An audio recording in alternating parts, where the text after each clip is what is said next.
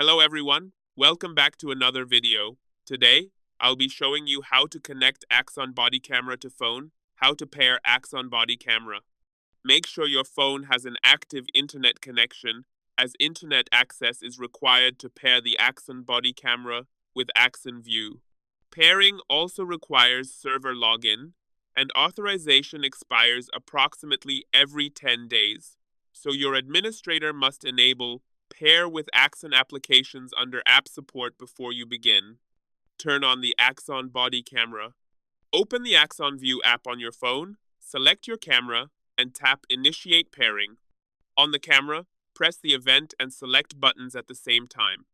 You will hear 3 short rising tones, the operation LED will blink blue, and pairing will appear on the camera display. Follow the on-screen instructions in the Axon View app and tap the serial number that matches your camera.